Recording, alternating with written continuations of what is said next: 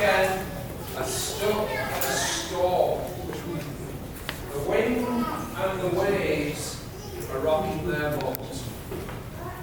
Ever had one of those days? I thought it was quite hilarious that yesterday the wind was blowing so hard as I was driving to church, I thought my car might even blow over.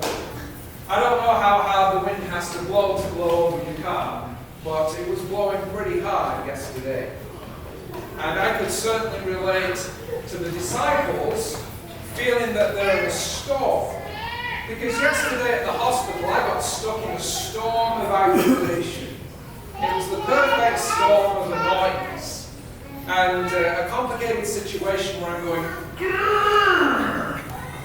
And I'm like, Lord, I know I'm supposed to be preaching about the storm this weekend, but I don't feel I have anything useful to say, apart from possibly grrr. And I felt the Lord was laughing at me, as if to say, you can't turn the storm off. You don't have a switch to switch the storm off, to switch the irritation off, to switch the feelings of annoyance off. But you can look to me in the storm. Nobody likes a storm. Nobody chooses to go out into a storm. And yet, the disciples, at least twice in the Gospel, find themselves in a storm. And we all will have the same experience. We're all going to find ourselves in those storms of life, of one sort or another. There was the time when the disciples were in a storm, and Jesus is fast asleep, ignoring the storm. And they wake him up in the end, saying, Lord, don't you care? We're about to go down. We're all about to sink and drown. Don't you care? And of course, in that situation, he wakes up and he stills the storm.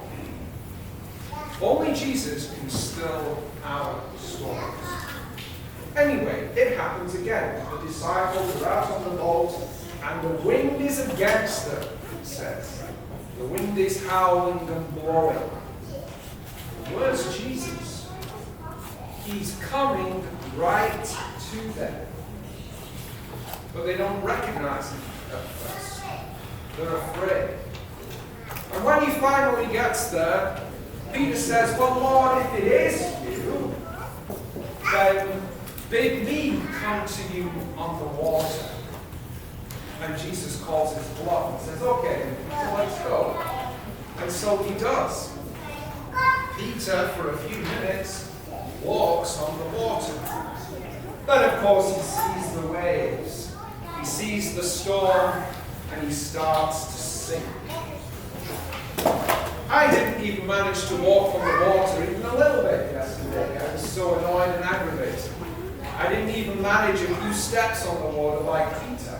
Maybe I shouldn't be surprised at all that I quickly find myself sinking.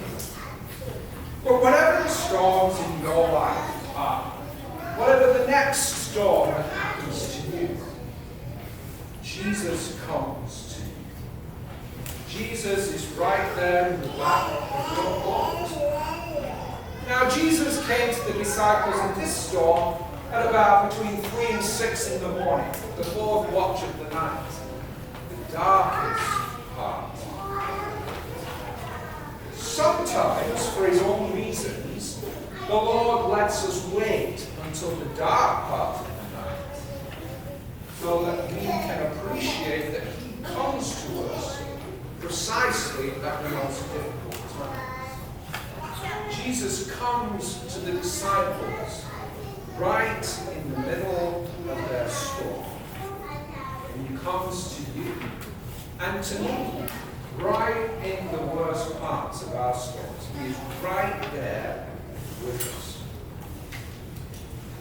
Now, one of the commentators reminds us that this episode of Peter walking on the water for a few moments, it shows us that even in the greatest of the Lord's disciples, there's this mixture of faith and unbelief.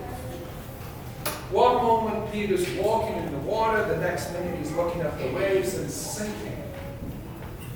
And St. Augustine tells us that Peter cried out to the Lord, admitting his weakness, admitting his need for salvation, to be saved, literally.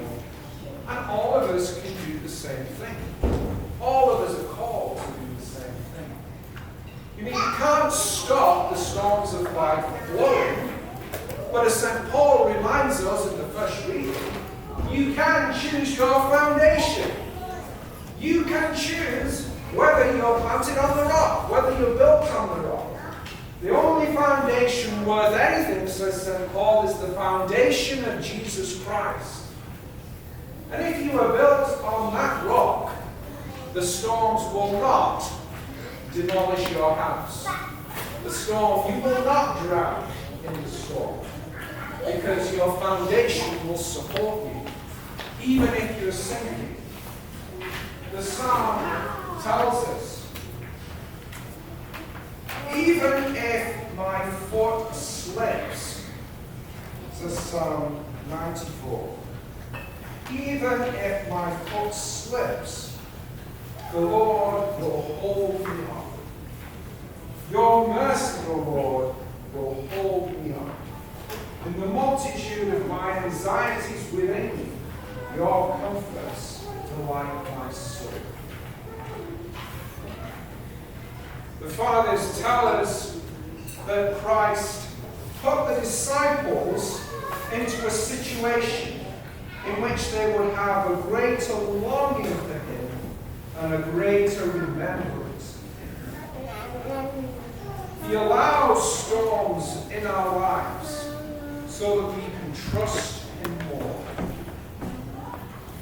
The storms will happen, but when they do, let us do our best to focus our eyes on him, not on the wind and not on the wave.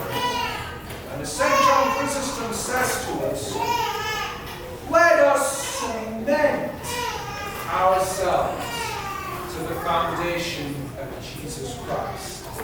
Let us cement ourselves. Let us not merely be attached, but let us be cemented to Jesus Christ. And in that way, whatever the storm, no matter how hard we will be, we will never have to be afraid. We can continue to hear his voice that he says to us, take courage, it is I, do not fear. Glory to Jesus.